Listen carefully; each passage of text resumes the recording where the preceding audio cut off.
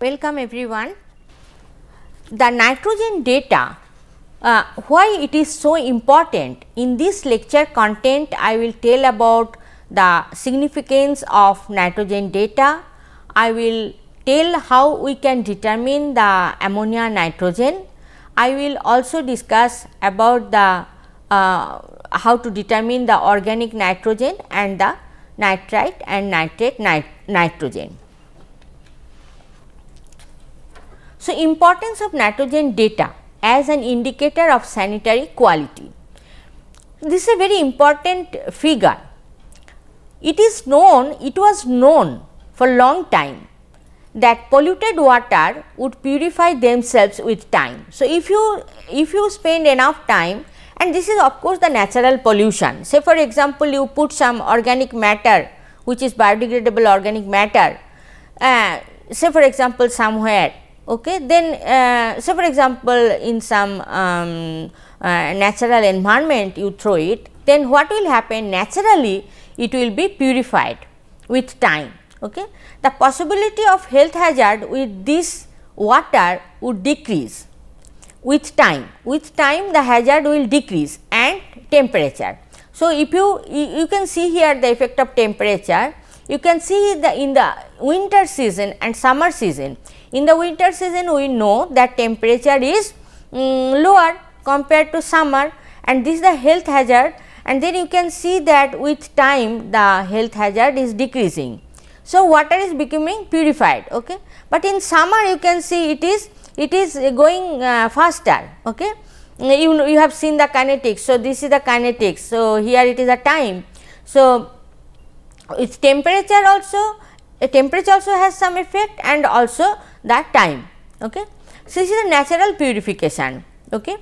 And if you can measure different types of nitrogen, in my previous lecture I have already told that nitrogen is present as ammonia, nitrogen may be present as organic matter, nitrogen may be present as nitrite, it may be present as nitrate, okay. So, there are different forms of nitrogen. Now, if you can measure these different types of nitrogen, how much is present in the water, say for example, pollution starts here, and then you can see with time how the nature of that combined form of nitrogen is changing.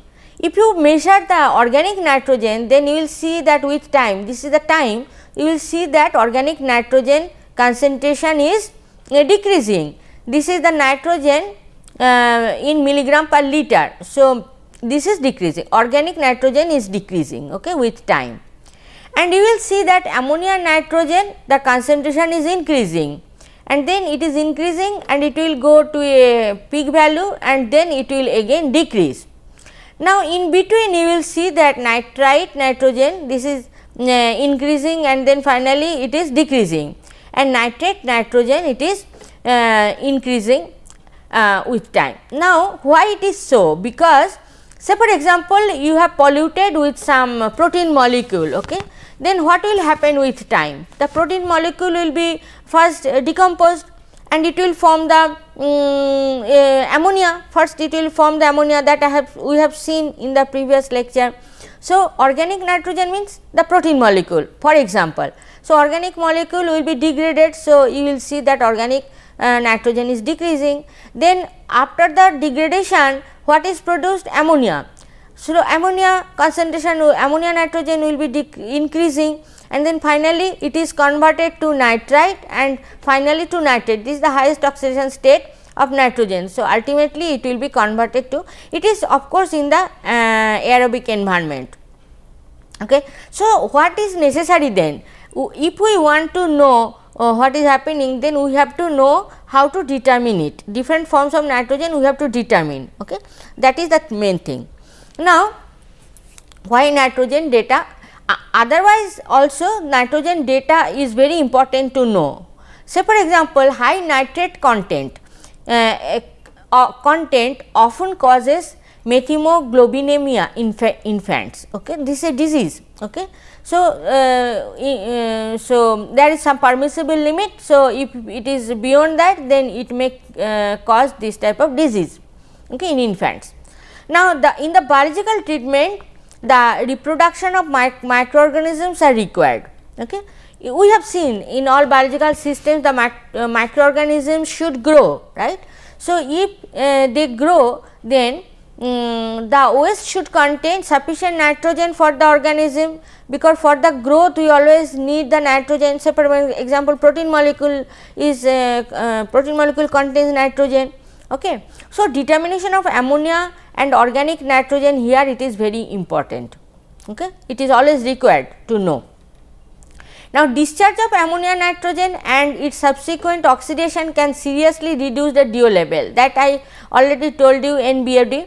Okay. Nitrogen analysis is important to assess the problem. Okay. Oxygen DO level should not go beyond some level. Okay. Then anaerobic condition will be generated, that is not wanted. Okay. Then determination of nitrogen are required to control the degree of purification produced in biological treatment. You all know this, very interesting. Ammonia, you know, ammonia is very toxic. So, there is some permissible limit 0.2 milligram per liter, permissible limit actually 0.02 milligram per liter. So, it should not go beyond this value, and ammonium ion is not, you know, ammonia fertilizer, ammonium sulphate. Okay. So, this is very much needed for plant growth.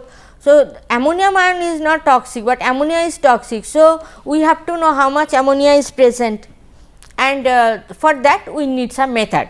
So, method is very important. Analytical chemistry is very important for the environmental engineers, that I will tell you. Okay. How to determine the, everywhere it is a nitrogen, but nitrogen in different forms. Say for example, here it is ammonia. Okay. Now, how you can determine the ammonia and nitrogen? I will explain a very simple and very useful method, that is Nessler's method. You know, you are very familiar with this equilibrium. I told you in my chemical equilibrium lectures that ammonium ion is in equilibrium with ammonia plus H plus. So, if you want to shift this equilibrium towards right, then what you have to do? You have to take out this H plus, La-Sackler principle, I already explained to you. So, how you can take out? You have to make the pH alkaline. Okay. So, this is very important, that will be required here when you determine this ammonia nitrogen. Now, ammonia reacts, this is the property, ammonia reacts with Nessler's reagent to produce a brown color having lambda max 450 nanometers. You are familiar with this, because in some of my lectures I already told you that spectrophotometer, I explained spectrophotometer, I also explained the spectrum or spectra. Okay. 4-nitrophenol reduction, when I discussed about 4-nitrophenol reduction, there you have seen some spectra. Okay. And you have seen some peak, UV visible spectra, there is some peak absorption spectra. So, this is absorption peak, that is called, where it is the maximum means absorption, then it is called lambda, it is the wavelength, and here the peak is here 450 nanometers, it is a brown color. Okay. So, ammonia reacts with the Nessler's reagent to form a brown color, which is having the lambda max at 450 nanometers. Now, what is Nessler's reagent? Nessler's reagent is nothing but this, the HgCl2, okay, and excess potassium iodide in presence of NaOH. So, basically it is an alkaline solution of K2HgI4, and this is the reaction, how it is formed. Okay. So, basically HgCl2 and Ki in presence of alkali, it is forming this one. Now, the reaction of NH3 with this is represented as, this is the Nessler's reagent, that is the anionic part, and then ammonia in presence of alkali, it forms, this is the complex. Okay. This is a complex which has the brown colored color, okay, and it is a colloidal solution that is formed. Okay. This is the balanced equation. It is also known as Milan's base. Now, you can use this method as a colorimetric method, because some color is developed. So, if you use some definite concentration of ammonia nitrogen and you mix the you perform this reaction then as the nitrogen concentration is changing, so color intensity will also be different, and you can use it as a colorimetric method. Okay. It is the brown color, intensity of the brown color is directly proportional to the amount of NH3 present in the solution. So, you can use it as a colorimetric method.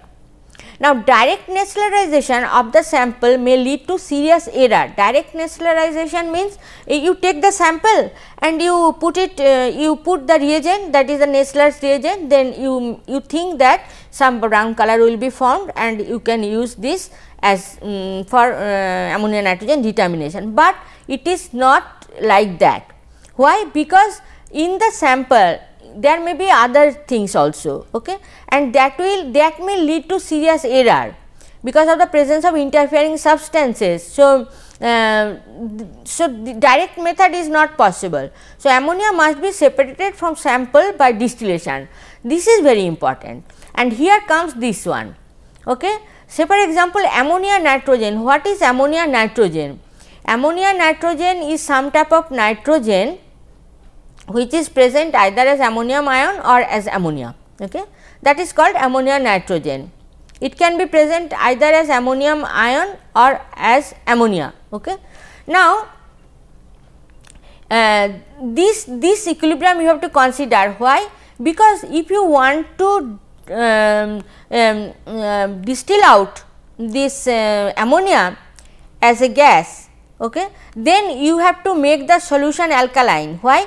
If it is ammonium ion, it will be solubilized in water, okay, but you have to convert it to ammonia. How you can convert? You have to shift the equilibrium completely towards right side, then you have to remove this. How you can remove it? Just making alkaline.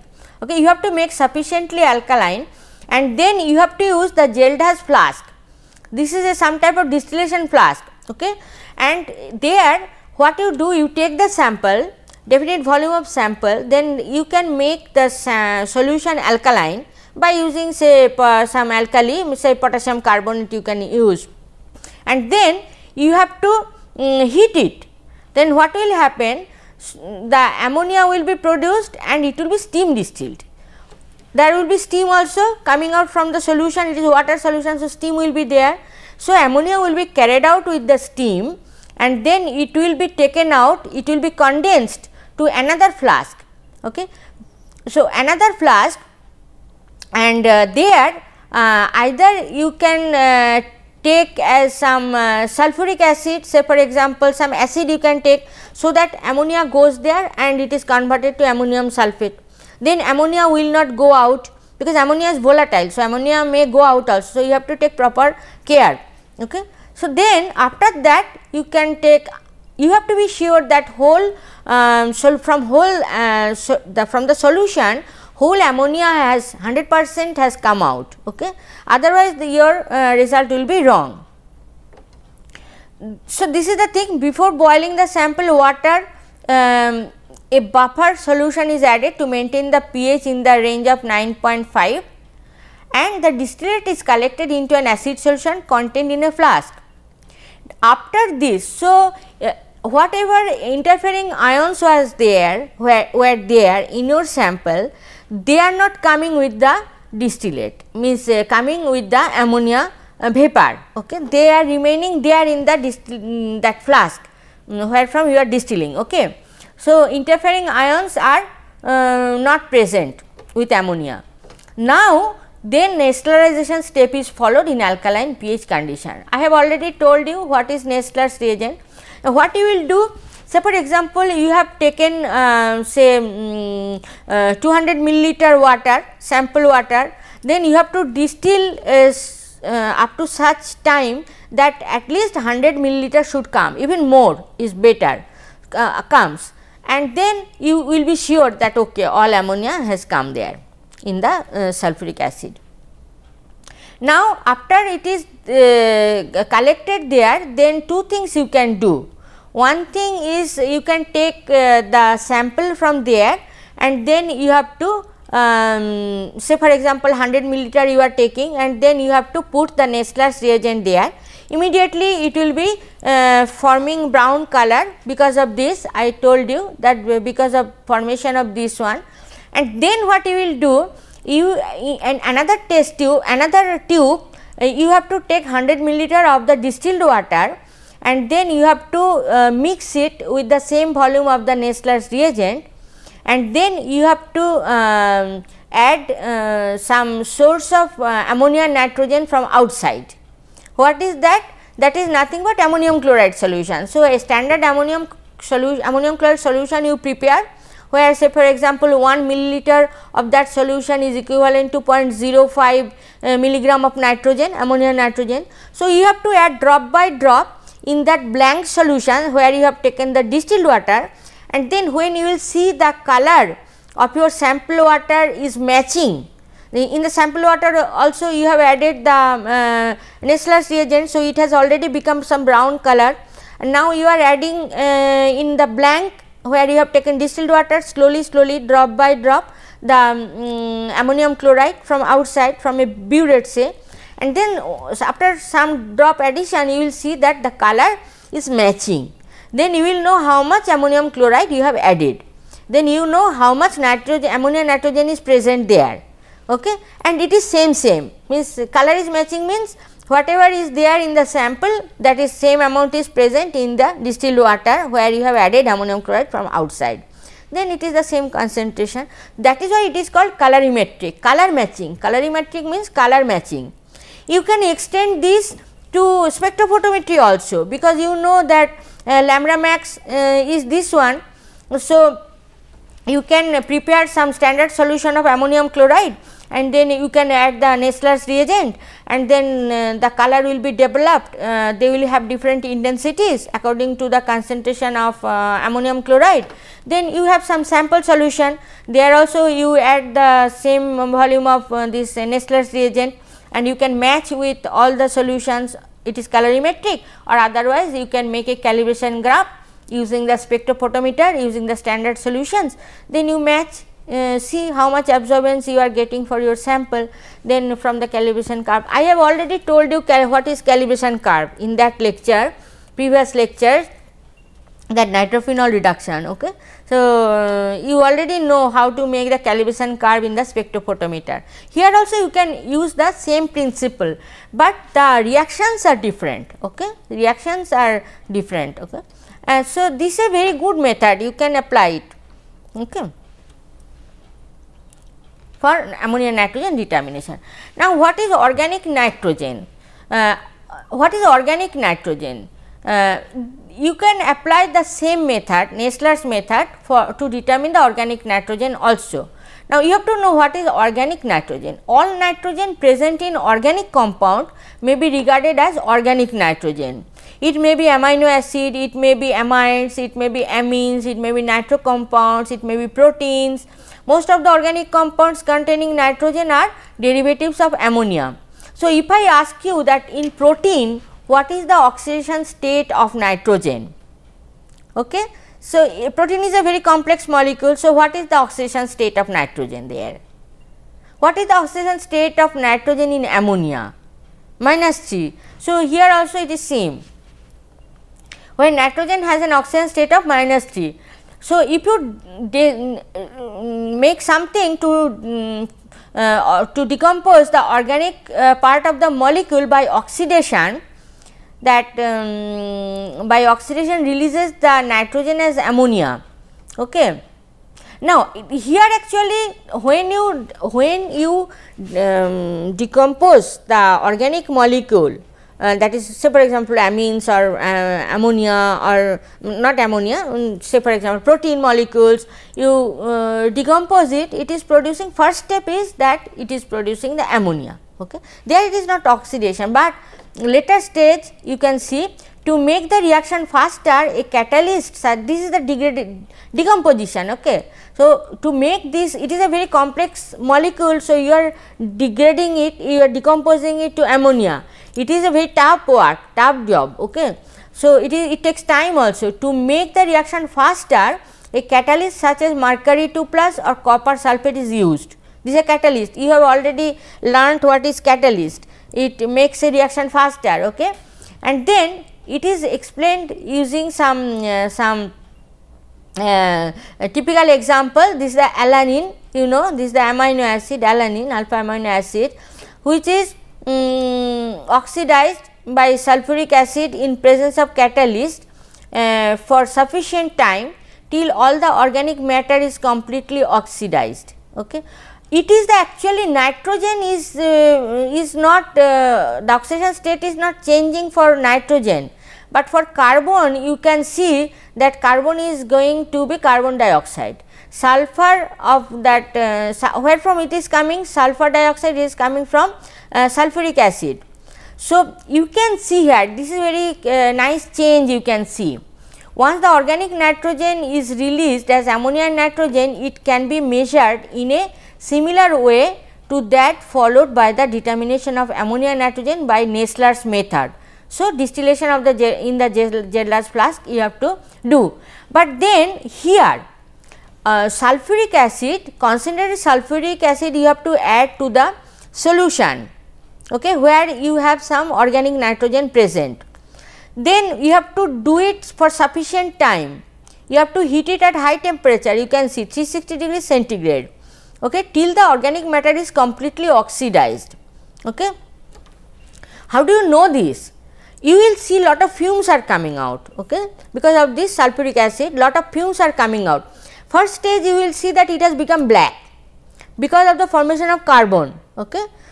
It is decomposed, so carbon is formed and then carbon dioxide will be formed. Ultimately, you will see that the black color has gone, it has become transparent solution, then you will fumes are also gone. So, in that stage you can tell that okay, the complete decomposition has occurred, and then this is the products that these are the products that is present. Okay. So, you can see here from complex molecule it has come like this. Now, it is ammonia nitrogen. So, previously I explained the how to determine the ammonia nitrogen. So, you have to follow the same process by using the Nessler's method. First you have to distill it in Gedler's flask, then you have to collect it in sulfuric acid, and then you can take some aliquot, definite volume of the aliquot, and then you can you can add the Nessler's reagent to get the color. So, the same way. Okay. Now, how we can determine the nitrate nitrogen, that is also Nessler's method, but here you have understood that in the Nessler's method we need ammonia, okay, or ammonia nitrogen. So, nitrate nitrogen is not ammonia nitrogen, it is present as nitrate or even nitrite, okay. It is nitrite also, okay, nitrate nitrogen or nitrite nitrogen. So, how will you convert it to ammonia nitrogen? By reduction, simple. Okay. So, how will you reduce it? Determination of nitrate nitrogen or nitrite nitrogen is one of the most difficult tasks. It is very difficult for the analytical chemists or environmental engineers. So, nitrates and nitrites present in water can be reduced to ammonia by nascent hydrogen. You know nascent hydrogen, right? Nascent are very active reducing agent. How will you do it? The reduction of nitrate by nascent hydrogen can be done in different ways. This is one example. It is by Devardash alloy. What is Devardash alloy? Here you see alloy, you know there are many metals. So, copper is there, aluminum is there, zinc is there, and strong alkaline condition, alkaline solution. So, if you use this Devardash alloy in strongly alkaline medium, then here it will produce the nascent hydrogen and then it will reduce nitrate to ammonia or nitrite to ammonia. So, now you are getting the ammonia nitrogen, and now you can apply the same method. Another reducing agent may be zinc copper. This zinc copper, this is also some type of alloy. You can prepare it by preparing zinc by putting zinc granules to copper sulphate solution. You will see immediately copper is the blue color copper is deposited on zinc. Then after keeping from some time in acid condition, if you use, then it will produce the nascent hydrogen, and then you have to follow the same method. After the reduction, then you have to follow the same method as you have done for ammonia nitrogen determination. Now, say for example, you have in your sample all 3 different types of nitrogen, but you want to know how much is ammonia nitrogen, how much is organic nitrogen and how much is nitrate nitrogen. Then you have to do it in stepwise fashion. First you have to take the same sample, you determine the ammonia nitrogen. So, ammonia nitrogen is gone there.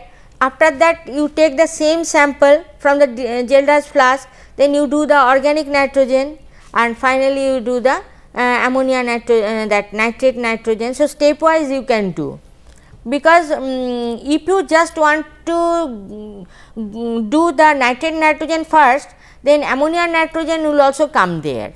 That is why it will not be correct. Okay. You have to do stepwise fashion, but method is same, but only thing initially you have to convert it, okay, to ammonia nitrogen. There are other methods also. So, for example, some spectrophotometric method. This is most simple method by using the spectrophotometer, by using the diazotization method. What is diazotization? Diazotization, diazo compound, N double bond N, diazo compound, it has very strong color. In textile dyes you will see that 90% dyes are having the diazo group, N double bond N group, they are having very intense color, okay. And then what you will do actually, there are two steps. In the step 1 you see sulfanylamide you will take, and then nitrous acid, which is also nitrous acid means HNO2, okay. So, it is nitrite, okay. It is in acid form because you are using acid. So, it will ultimately it will be nitrous acid, but it is a method for nitrite determination. So, nitrous acid, then they will react to form the diazonium salt, and then this diazonium salt will react with this compound N1-naphthyl ethylene diamine dihydrochloride to form a red colored azo dye. So, diazo compound to azo dye which is colored, okay. So, ultimately this is the colored compound that will be formed, and this you can measure the absorbance, you can measure in the spectrophotometer. So, basically it is a very quantitative method, you can use it. The same method can be applied for nitrate analysis or total as nitrite plus nitrate nitrogen after cadmium reduction. So, this is basically a method for nitrite determination, but if you have nitrate, then you can convert the nitrate to nitrite first by some reduction. This is cadmium reduction, cadmium amalgam actually used, and then finally it is the nitrate plus nitrite you are getting total. If there is any nitrite, then you will get total, but if there is no nitrite, then you will get the nitrate. So, basically it is the same method, but another step is there, that is the reduction step. This method, this is ultraviolet spectrophotometric method for nitrate. This is a UV range, okay, 220 nanometer. This range is not very good, but some people use it because it is the most simple method, but you have to have this type of spectrophotometer. Ultraviolet range also should be there for determination, that is UV visible spectrophotometer. It is costly, it is much costlier than the visible spectrophotometer, but not that costly. So, we can use it, no problem. Then nitrate electrode is also there. This is the very simple method. You have electrode, you can just put it in the solution and you can get the concentration, but the shelf life of this electrode is not much, maybe 1 year or 2 year maximum, and it is costly also. So, but it is very user friendly, you do not have to do anything, only calibration and measurement, that is it. So, these are also applicable. Now, as a reference I can tell you these two books. One is the Sauer-McCarty book that many times you have seen as a reference, and then A.K. Das, Asim K. Das, this is environmental chemistry with green chemistry, this is the publisher. This book is also very good, you can consult this book. Now, conclusion. In this lecture, what I have shown, that nitrogen exists in water in 4 different forms which are of interest to the environmental engineers. estimation of ammonia nitrogen, organic nitrogen, nitrite nitrogen and nitrate nitrogen are discussed. So, this is basically analytical chemistry part to know how much nitrogen, what is the different types of nitrogen present in the sample water. Thank you.